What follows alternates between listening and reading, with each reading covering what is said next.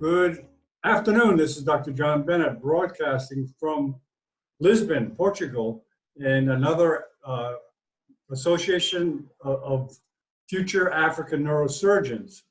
Today we have a talk on the hypothalamus by the leader of the group, Ulrick, who's going to discuss that, and we have a group of panelists. Let's introduce them first. Hello, Zolo. Hello, Dr. John. Hello, everybody. I am Zolo Ivan. I'm a fifth year medical student from the University of Buea in Cameroon, and I'm a member of the Association of Future African Neurosurgeons. Happy to be here with you. Very active member. Okay. Hello, Dylan. Let me unmute you there. Go ahead. Whoop. Dylan, can you unmute there, please? I guess this screen is frozen. Well, we'll go with Dr. Kabulo. Oh, go ahead, Dylan. Are you ready? Go ahead, Dylan. Could you please introduce yourself? Hello, I'm Dylan, medical doctor from Cameroon and member of the Association of Future African Neurosurgeons. Nice to meet you all. Also a very active member. And of course, Dr. Kabulo, a stalwart in these meetings. My name is Kabulo from Democratic Republic of Congo. I'm currently final year neurosurgery resident at the University of Zimbabwe. Welcome, Dr. Kabulo. Thank you. Igor, it's the first time I think I've met you. How are you doing, Igor? Could you please introduce yourself? Hello, everyone. My name is Dr. Nietzsche Ayojo Igor.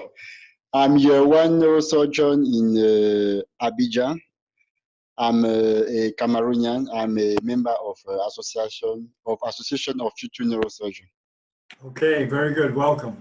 Okay, Ulrick, it's all yours. And please say a few words about yourself and what you do, and then on to your presentation. Yeah, thank you everyone for coming. I'm Ulrick Sidney. I'm originally from Cameroon, and I'm currently a research associate at the program in global surgery at Harvard Medical School.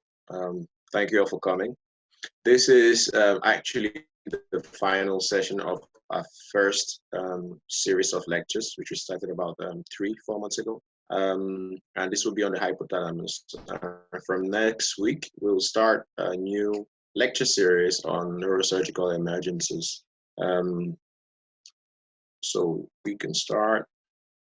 I would like to remind everyone to please mute yourselves so we don't get interruptions. Thank you.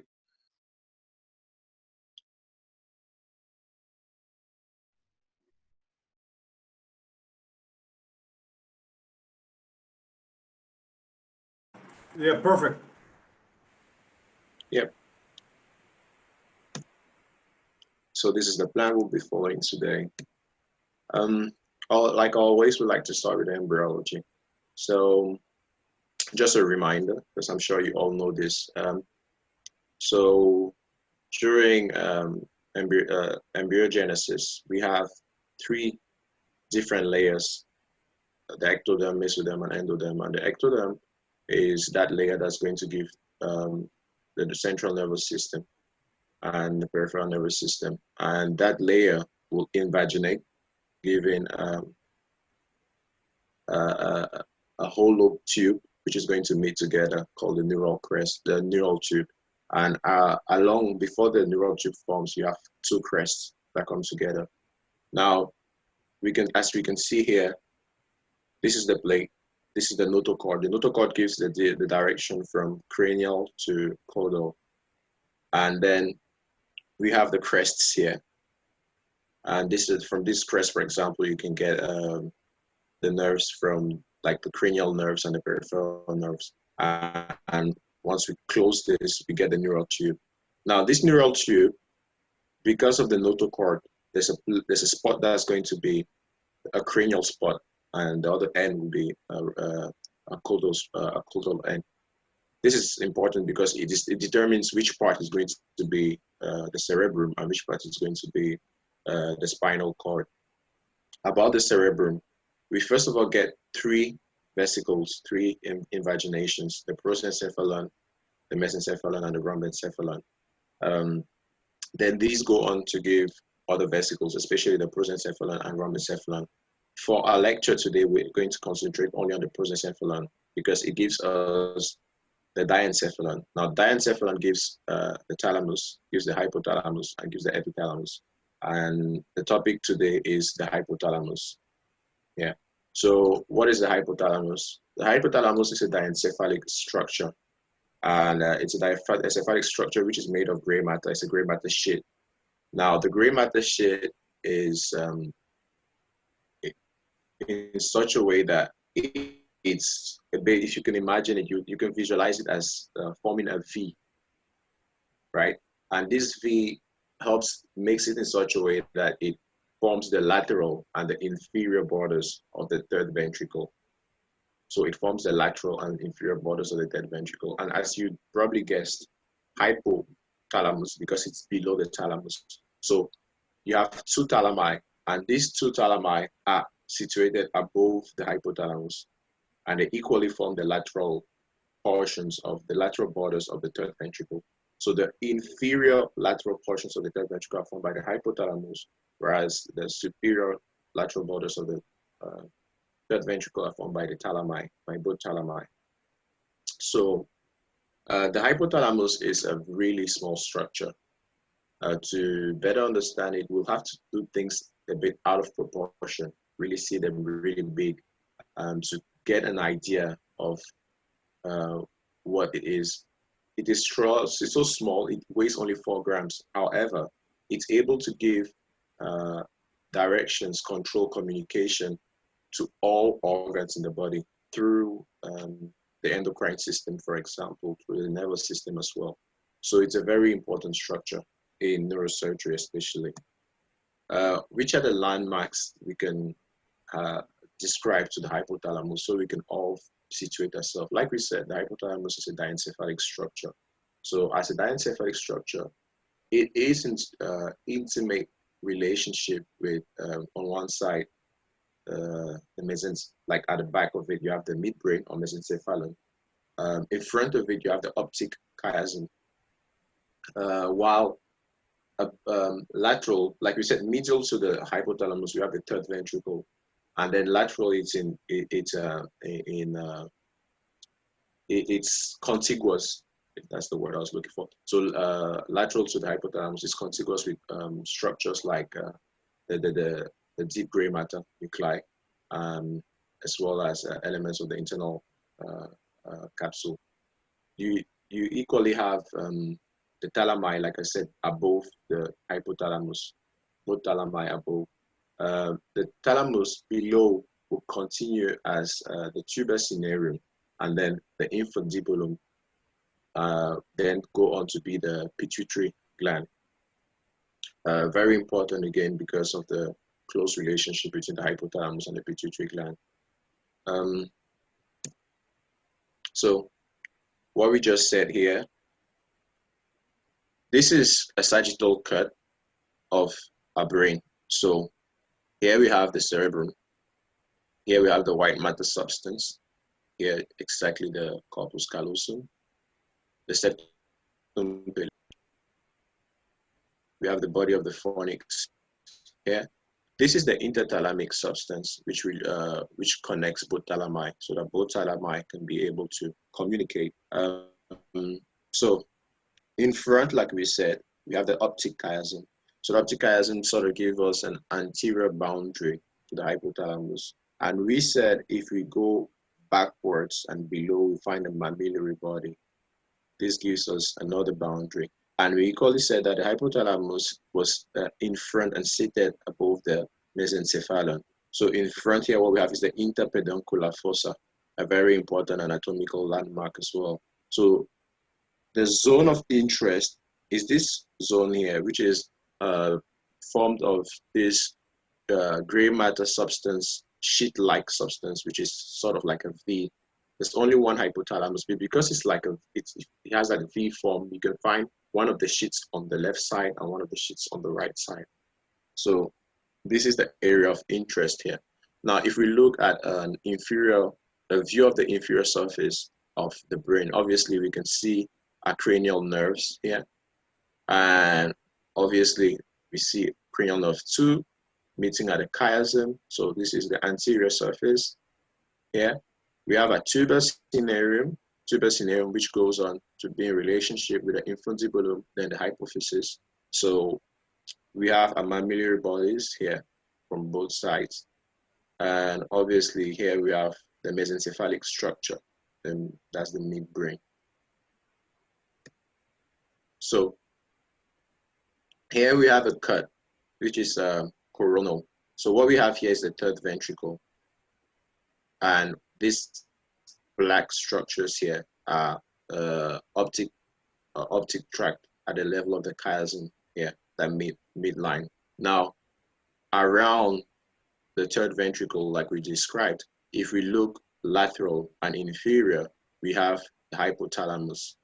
So the hypothalamus will be subdivided into nuclei. This is a division which is partly anatomical, partly functional, and there's been a lot of advance in terms of neurobiology, which has come up with other forms of classifications and divisions. So this is a simplified classification just to get an idea of the hypothalamus. But if you want to go deeper, then you have other forms of classification based on the neurons that compose the different nuclei and their functions as well. So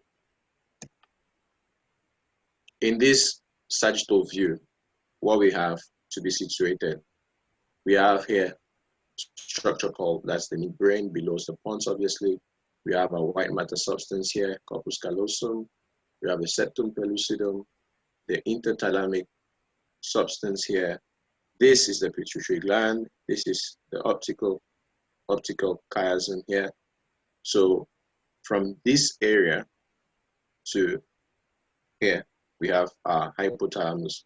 Now, like I said, this is out of proportion because when you see this and then you see the midbrain, obviously you understand that this has been sort of, we've blown it up just to see all these different aspects of the hypothalamus and its relationship with the different structures. So like we said earlier, the hypothalamus has multiple nuclei.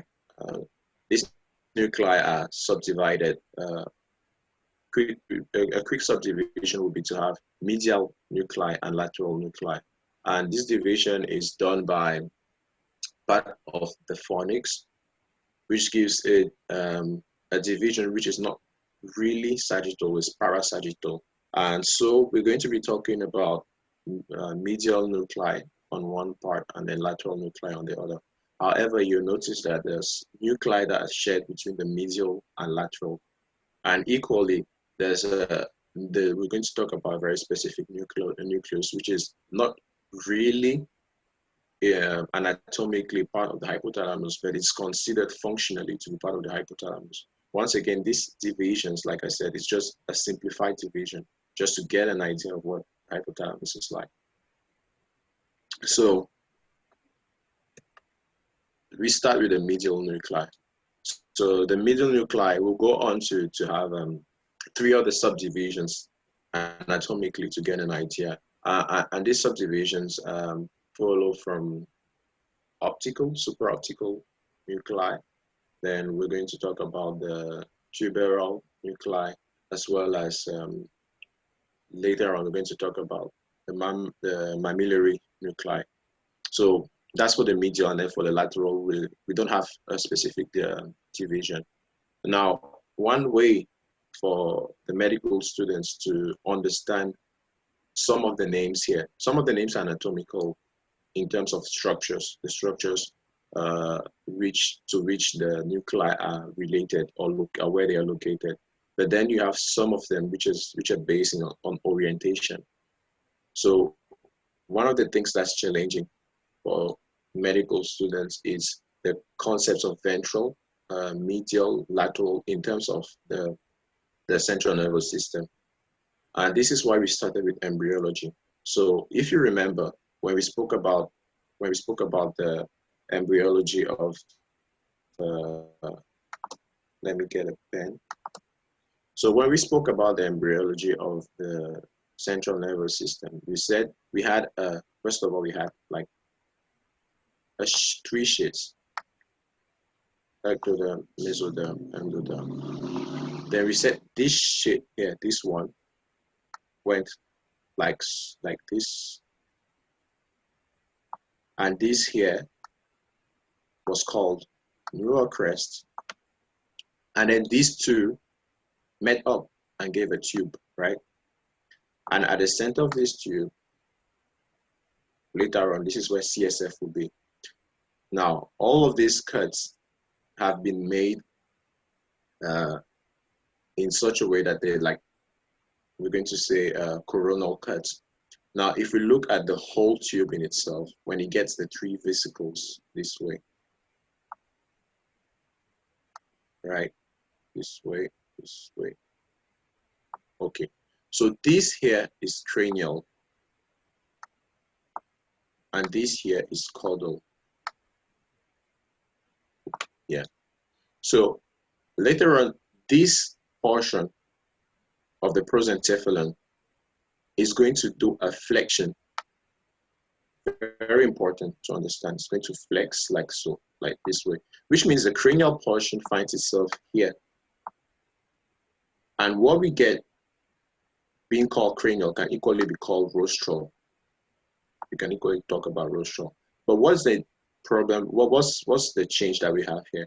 So now this portion was initially ventral, and this portion was initially dorsal. This was ventral, this was dorsal. And now that we've had this flexion, ventral finds itself inferior and dorsal finds itself superior. This is only for the prosencephalon, because if you're talking about the mesencephalon and the rest of the structures here, that's the pons and the medulla oblongata, this stays ventral, this stays dorsal. But when you're here, ventral is inferior, dorsal is superior. When you're here, ventral is anterior, dorsal is posterior. Very important. And if you keep that in mind, it's easy to understand the different different nuclei, nomenclature of the nuclei in the hypothalamus. So what we have here is the division, which is parasagittal. This is the division. Everything that's light blue here is lateral. Everything that's in this white area is medial. And we said we're going to divide it into three areas. What you see green is supraoptic. The pinkish red is tuberal, and mammillary. It makes sense because we said below our hypothalamus, we have this projection called the tuber cinerum, which is in relation with the infundibulum, which later on continues as the pituitary gland. And at the back, we have these two organs, which are called the mammillary bodies on both sides. So obviously, all the nuclei here are mammillary, these ones are tuberal, and these ones here are supraoptic. Supraoptic because it has an anterior border of the hypothalamus, we describe the optic chiasm. So all of this makes sense, I hope. Now, talking about the names, we equally said that the hypothalamus is one. However, it's sort of V-shaped. So this is only one side. This is the right side. So what you want to have in mind is this and then something here, in such a way that there's an empty space here. And this empty space is the third ventricle. Now, if this is the third ventricle, it's only logical that what is next to the ventricle is periventricular, right? So these are the periventricular nuclei, and this will be the paraventricular nuclei. And because in the anterior location, we had an optic chiasm, this will be the suprachiasmatic nuclei because it's above the optic chiasm. And after the chiasm, we have optic tract, and we have the supraoptic nucleus. This here is anterior. Now this is ventromedial. This here, ventromedial. Once again, remember, we've got a flexure. So this is ventral. This is dorsal. I'm sure you see it more better on like other cuts. Mammillothalamic, because the thalamus is above here on both sides. So if I was going to overlay the thalamus, our thalamus, I'll do this, and this here is the pulvina, of course. This is a medial lateral on both sides, obviously. So mammillary gland, mammillothalamic. Here, tubero mammillary, lateral mammillary, medial mammillary, and obviously the posterior. So posterior, anterior. Then you've got the lateral mammillary, the medial mammillary, tubero mammillary. So let's keep going. The lateral nuclei. Here we have a preoptic nucleus, part of it, because we said the preoptic nucleus, which is not really anatomically in the hypothalamus, but functionally it's part of the hypothalamus. So this preoptic nucleus, part of it is medial, part of it is lateral. Part of the suprachiasmatic nucleus as well, medial and lateral. The supraoptic nucleus, the lateral nucleus, tuberomammillary. Now, the difference I've been making for a while about having ventral structures and was ventral and then dorsal, yes. So the ventral structures, as you know, ventral medial, as you notice, ventral medial nucleus, as it is here. You see it's below. When you're talking about the dorsal medial nucleus, you see it's above. Ventral medial, because here is the ventral, this place is dorsal, and medial because obviously it's close to the midline. So this is it. And this is a third ventricle. And obviously lateral to the third ventricle, if you have a nucleus, you call it the paraventricular nuclei. And above these structures, what you have, the thalamus, right? Above the hypothalamus, you got the thalamus. There they are. And obviously the interthalamic substance will be going through there. And obviously they are in relationship with the midbrain, so the mesencephalon. And we said the fornix was that structure that gave us that division between the medial nuclei and the lateral nuclei. So once again, here we have a cut with the stain. This empty space is the third ventricle. So logically, this here will be the periventricular nuclei. So you have the paraventricular nuclei here, the dorsal medial nucleus. Once again, look at it here, dorsal medial nucleus, ventral medial nucleus, arcuate nucleus. This here black is optic tract. If it meets, it becomes the optic chiasm. Makes sense. So lateral nuclei are here, medial nuclei are here, and between the medial and lateral, we have a few that are shared. That's the preoptic and the suprachiasmatic nuclei. We've already seen this, but I come back with it again. So to make sure everyone understands, always remember medial, lateral.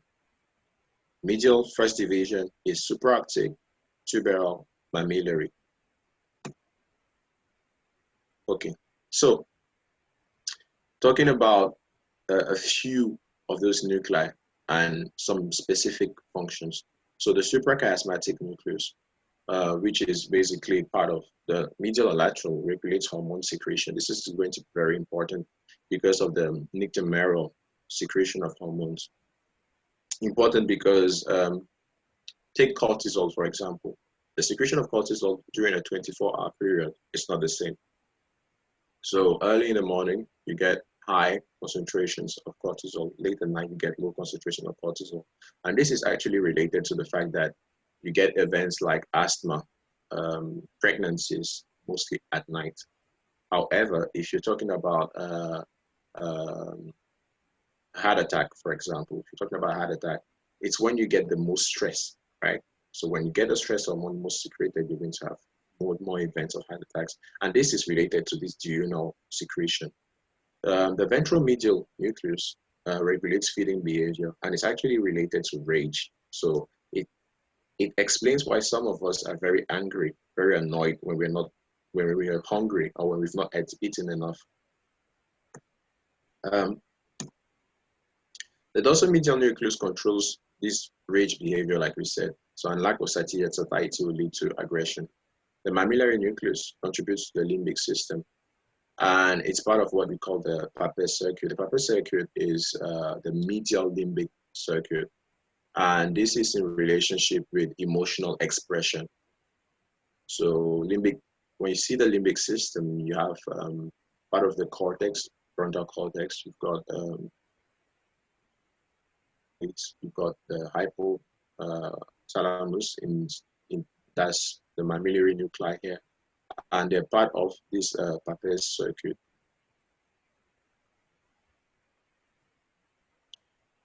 So here we have a cut. I hope everyone is already familiar with this. So you always situate your third ventricle. So here we have a posterior nuclei, and everything that's here is considered periventricular.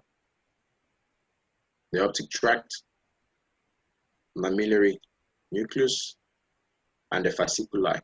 We'll be talking about these different fasciculi because there are connections between the hypothalamus and other structures in the brain. So these connections, we can divide them into principally afferent, efferent, but there are equally other connections in the sense that you have connections between the hypothalamus and the pituitary gland. So we're going to talk about them in this classification. So afferent, they're leaving from some other organ and coming all the way to the hypothalamus or one of its nuclei. So most of these fibers already tell you a lot about the origin in terms of afferents. So if you know it's going to hypothalamic nucleus, when you're told it's coming from the medial and spinal lemnisci reticular formation, you already envisage that it's going to be visceral and somatic. Visual, obviously, from the retina. Medial forebrain, obviously, olfactory, auditory, inner ear. Cortico, hypothalamic, frontal lobe, obviously. Hippocampo, hypothalamic, you have the answer. Amygdalo-hypothalamic, again, same thing. Thalamo-hypothalamic, tegmental from the midbrain. And in terms of efferents, from the hypothalamus or one of its nuclei all the way to another organ. So you have descending fibers, which will go all the way to the parasympathetic and sympathetic areas of the spinal cord. So as a reminder, parasympathetic is cervical and sacral, and when we talk about sympathetic, is principally thoracic, thoracolumbar region. So mammillothalamic goes all the way to the cingulate gyrus. Mammillategmental goes all the way to the midbrain, and we've got other pathways that go all the way to the limbic system. We spoke about these limbic system elements. So we've given a brief overview of these elements, and when we'll be talking about the function of the hypothalamus, we'll better understand why or how these connections exist. So on this sagittal cut of the brain, we all recognize here we have a cortex. This is the frontal cortex. Frontal cortex is shown here because of the connection we have at the level of the limbic system. Like we said, we have elements of the frontal cortex. We've got elements equally of the white matter substance here, like the corpus callosum. And we've got the hypothalamus via the mammillary bodies. So this is a more symmetrical diagram of the hypothalamus. So this is on one side, this is on the other side, but they're not separate. They're joined at the level of at the inferior level, and so they're bordering a space, and this space once again is the third ventricle. And above this hypothalamus, because the view we have is superior, so above here, what we can put over here is the two thalami. Sorry, that was not very symmetrical. The two thalami here in terms of structure. And in front, what we expect to have is this, right? The optic chiasm. This is what we expect to have here. Now, if we're looking below this structure, somewhere down here, we're going to have the tuber cinereum. And below and behind, we're going to have the mammillary bodies. That's below this. Very important to understand these structures. Obviously, here we have part of the limbic system. So you've got part of the hippocampus and the amygdala, all on both sides. And we can see the different connections we were talking about. We spoke about afferent connections and efferent connections. We saw that there were connections from the hypothalamus to the cortex, to the spinal cord, to the limbic system, equally going to the cingulate gyrus. So quite a few of them. Now, a very, very particular and spatial connection between the hypothalamus and the pituitary gland, or hypophysis cerebri. And here in a diagram, what do we have? Well, this is our anterior pituitary gland and a posterior pituitary gland, and then this is our stalk, right? And we have a tuber cinereum, and then we have the rest of the hypothalamus here. So what is interesting here is to describe the relationship between the hypothalamus and the anterior pituitary gland, and the relationship between the hypothalamus and the posterior pituitary gland. So we all know this. The hypothalamus produces two peptide hormones, and then those hormones get stored at the level of the posterior pituitary. That's to say the antidiuretic hormone and oxytocin. We're going to speak later on about the spatial functions, but these hormones are equally neurotransmitters because the posterior hypophysis is actually neurohypophysis, whereas the anterior hypophysis is an adenohypophysis, which is that's to say it's glandular. And between these two, there is a very particular circulation, blood circulation, which is a portal circulation. So the circulation here, we'll speak about the vascularization in terms of nutrition, but in terms of function, it is important for the hypothalamus to be able to detect changes in the blood.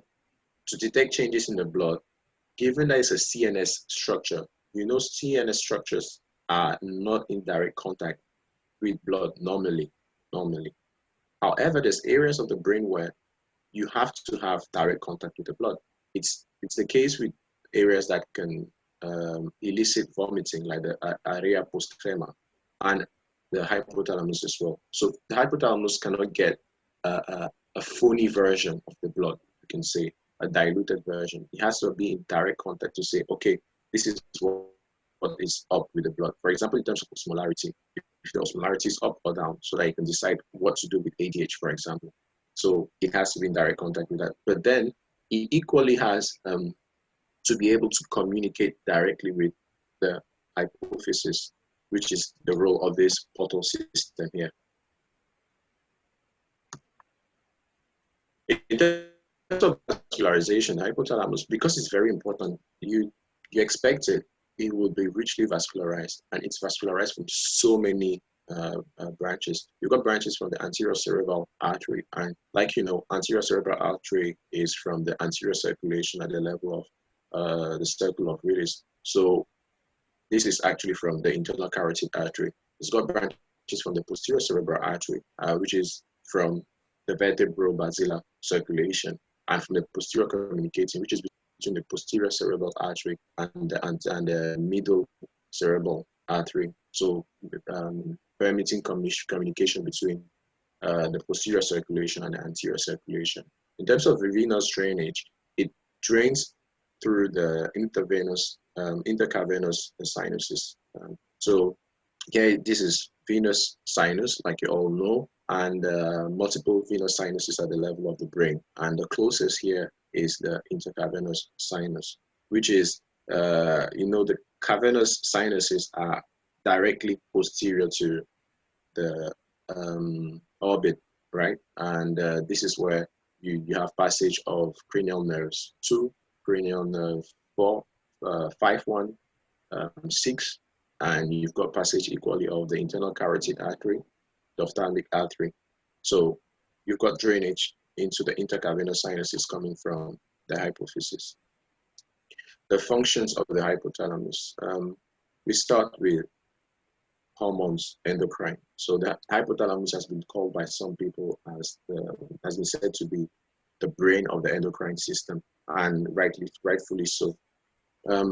One thing I like to do in terms of remembering, well, obviously we know that we already said it, the anterior pituitary has an adenohypophysis, which is glandular.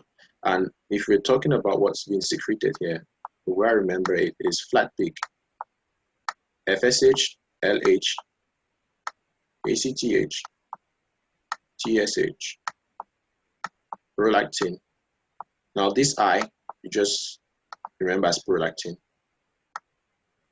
the growth hormone, but this is not complete. You still have MSH, and you equally have, so this is, yeah, growth hormone, LS, this is prolactin. We don't have LH, FSH, TSH, and ACTH. And now the hormones are going to create stimulation or inhibition, produce stimulation or inhibition of these hormones come all the way from the hypothalamus. So if you know these hormones, then obviously you know the releasing factors or the inhibitory factors. For prolactin, we just need to remember that prolactin has prolactin inhibiting factors, and which the greatest example is dopamine. The other ones, you just get RH for the releasing hormones and IH for the inhibiting hormones. And another name for the growth hormone inhibiting hormone is somatostatin.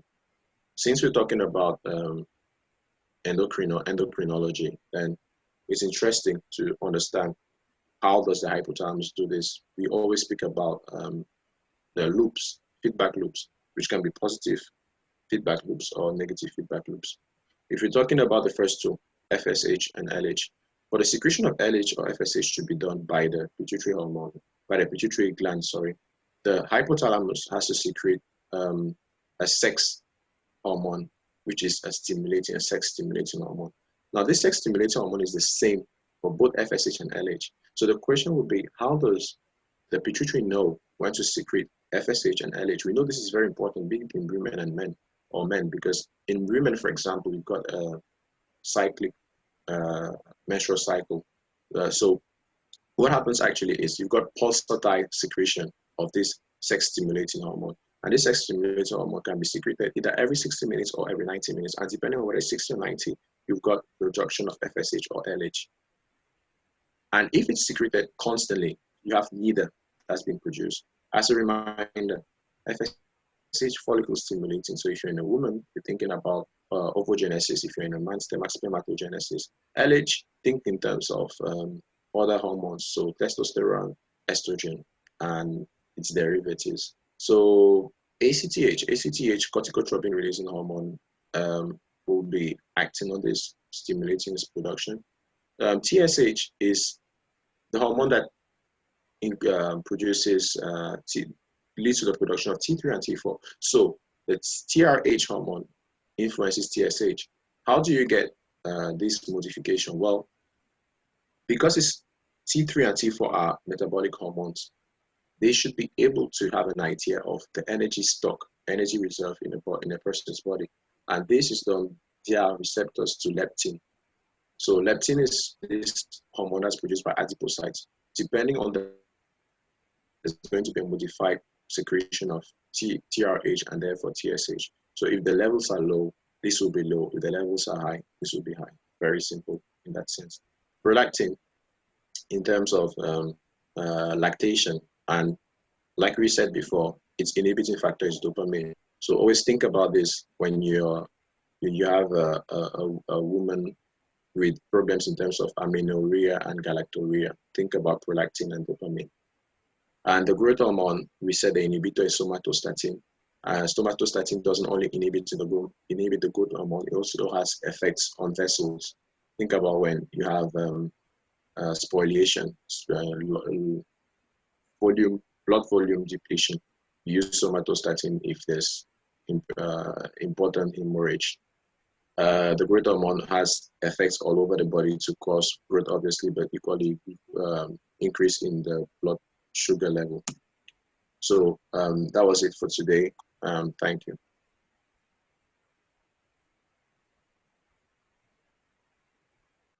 Thank you very much, Dylan. Excellent. Let's turn it over to the panel for comments or questions. Any comments or questions from the panel, please? Come on, you guys, wake up. My comment is just to say it was a marvelous presentation. I have no question. It was simply good. Perfect. Thank you very much, Dr. Ulrick. Thanks, Solo. Thanks. Wish we had these presentations and when I went to medical school. Solo, any comments or questions? Hey, John. I just have a comment. Hello? Yes, go ahead. We can hear you. Yes, I just wanted to say the presentation was fluid. It was really very much understandable. Not really very much to share. It's the basics of neurosurgery, neuroanatomy, and it was well explained, so it was great. Thanks. Thanks, Dr. Ulrick. Thanks, WG. Dr. Gabullo, you there? Yes, I'm there. Thank you so much, Dr. Ulrick. That was a good presentation. I think I don't have questions. Okay, thank you for coming, Dr. Gabullo. Welcome. Okay, very good, Ulrich. That'll be a good reference video for someone that wants to brush up on the hypothalamus. So I thank you. I'll end this formally before we turn it over to Dr. Gabullo for the next presentation. So thanks everybody for coming.